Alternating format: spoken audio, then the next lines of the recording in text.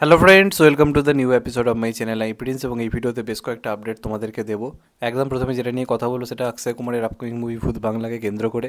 তো এটা নিয়ে তো এমনি একটা হাইপ ক্রিয়েট হয়েছে এবং এটাকে সবাই ওজি ভুলভুলাইয়া 2 বলে বা 3 বলে এক্সপ্লেন করছে। মানে সবার যেটা বক্তব্য, ভুলভুলাইয়ার পরে যে পার্ট দুটো এসছে সেগুলো লোকের কাছে আসল মানে কোথাও গিয়ে সেই ভুলভুলাইয়া ফিলটা তারা পায়নি। এটাই যেহেতু প্রিয়দর্শন ডিরেক্ট করছে, অক্ষয় কুমারকে এরকম হরর কমেডিতে পাওয়া যাচ্ছে, প্লাস বাদ বাকি পুরো কাস্টিং রয়েছে।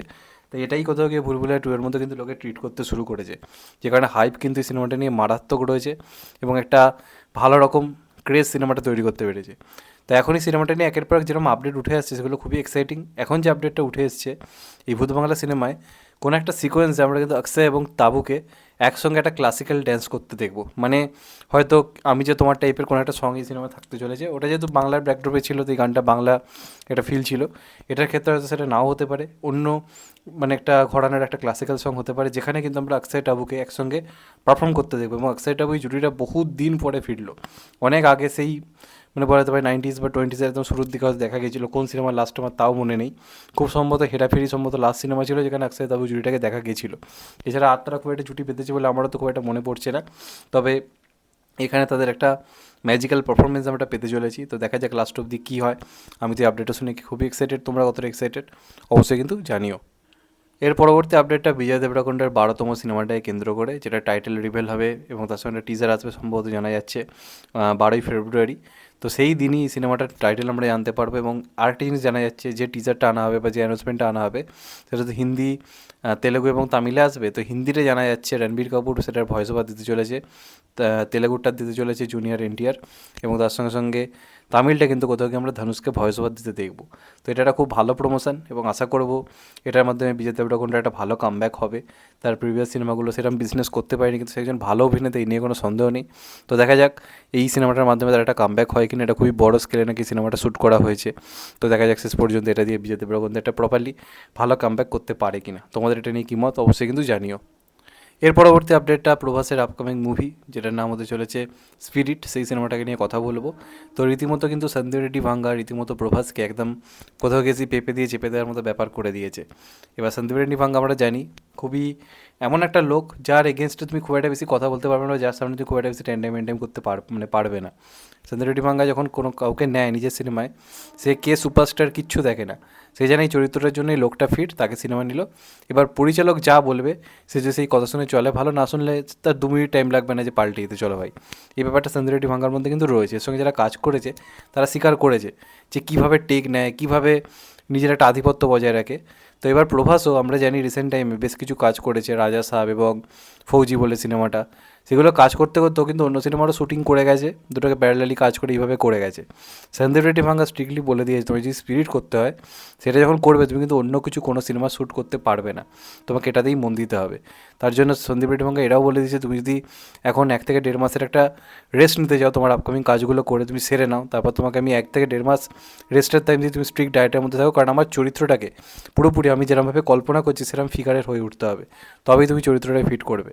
যে কারণে প্রভাসকে রীতিমতো এই দুটো কাজের পরে 1 থেকে 1.5 মাসের একটা ব্রেক দেওয়া হচ্ছে, যে ব্রেকের মধ্যে নিজের ফিগার পুরোপুরি পরিবর্তন করবে এবং পুরোপুরি এই সিনেমাটায় কিন্তু সে মানে রীতিমতো টাইম দেবে। তবেই কিন্তু সন্দীপ রেড্ডি ভাঙ্গা বলেছি কাজটা আমি পুরোপুরিভাবে স্টার্ট করবো যখন সব কিছু ঠিকঠাক হবে, মানে এই ব্যাপারগুলো যখন প্রভাসের দিক থেকে ঠিকঠাকভাবে মেনে চলার জায়গা আসবে তখনই কিন্তু এই কাজটা আমি স্টার্ট করবো। নাহলে আমার স্ক্রিপ্টিং কাজ পুরো রেডি, কিন্তু চরিত্রদের পুরোপুরি আমার উপযোগী হয়ে উঠতে হবে। তো এটাকে অনেকে খুবই মানে কী বলবো অহংকারী বা অনেক কিছু বলতে পারে, কিন্তু আমার মনে একটা পরিচালকের এইভাবেই কিন্তু কাজ করা উচিত এবং একজন অ্যাক্টরেরও একটা ভালো পারফরমেন্স দেওয়ার পর পরিচালকের ওপর কিন্তু নিজেকে সঁপে দেওয়া উচিত। এবার দেখা যাক এরাকে রণবীর কাপুর, শাহিদ কাপুর এরা তো সঁপে দিয়েছিল সন্দীপ রেড্ডি ভাঙ্গাড়াতে, ওদের কেরিয়ারে সেরা পারফরমেন্স উঠে এসছে। আশা করবো প্রভাসের একটা সেরা পারফরমেন্স কিন্তু আমরা এই কাজটার মধ্যে পাবো, কারণ সন্দীপ রেড্ডি ভাঙ্গার কাছে প্রভাস নিজেকে সঁপে দিতে চলেছে। তো দেখা যাক লাস্ট অব্দি কী হয়। তোমাদের এটা নিয়ে কী মত অবশ্যই কিন্তু জানিও। এর পরবর্তী যে আপডেটটা দেবো সেটা ইয়াসের আপকামিং সিনেমা টক্সিককে কেন্দ্র করে। তো টক্সিক এটা একটা এমন সিনেমা প্রথম হতে চলেছে যেটা কিন্তু ইংলিশ এবং কন্নড় ভাষাতে এই প্রথমবারের জন্য আলাদা আলাদাভাবে বাইলিঙ্গুয়ালভাবে কিন্তু শ্যুটিং হতে চলেছে, যেটা কখনো দেখা যায়নি। এবং তারা প্যান ইন্ডিয়া লেভেল আলাদা লেভেলে প্রস্তুতি করছে, প্যান ওয়ার্ল্ড সিনেমাটাকে রিলিজ করার প্ল্যানিং করছে, যে কারণে বড় বড় যারা ডিস্ট্রিবিউটার রয়েছে হলিউডে তাদের সঙ্গে তারা যোগাযোগ করেছে এবং তারা এই সিনেমাটার ডিস্ট্রিবিউশন কিন্তু হলিউড লেভেলে কিন্তু করতে চলেছে। এবং এই সিনেমাটা পুরো কন্নড়, হিন্দি এবং ইংলিশ বিভিন্ন ভাষাতে আলাদা আলাদাভাবে কিন্তু শ্যুটিংয়ের প্ল্যানিং চলছে। তো দেখা যাক শেষ পর্যন্ত কী হয়। প্রচণ্ড বড় করে কাজটা হচ্ছে এবং সিনেমাটা প্রায় 50% শুটিং কমপ্লিট হয়ে গেছে, বাকি 50% বাকি রয়েছে। তো দেখা যাক এর পরবর্তী কী আপডেট উঠে আসে এই সিনেমাটার তরফ থেকে। এর পরবর্তী আপডেটটা লোকেশ কানাগরাজের কুলি সিনেমাটাকে কেন্দ্র করে। তো কুলির এখন নতুন করে আবার শুটিং শুরু হয়েছে আজকে থেকে এবং খুব সম্ভবত এখন মোটামুটি রজনীকান্ত টানা 7 থেকে 10 দিনে শুটিং করবে এবং তারপর মোটামুটি মার্চের মিডিল অব দি এটার বিভিন্ন পোস্ট প্রোডাকশান কাজ চলবে। এবং বড় আপডেট যেটা উঠে আসছে, এপ্রিলের 14 তারিখে সম্ভবত এই সিনেমাটা কিন্তু টিজার আসতে পারে। মানে কুলির টিজার আসার একটা প্রবল চান্স বলা হচ্ছে 14ই এপ্রিল। এবার দেখা যাক সেই দিনে আসে নাকি তার আগে পরে আসে, সেটা তো সময় এলে বোঝা যাবে। তবে যখনই আসবে এই কাজটা কিন্তু আগুন লাগাবে, কারণ রজনীকান্তের এই সিনেমাটা নিয়ে হাইপ কিন্তু তুঙ্গে বলা যেতে পারে।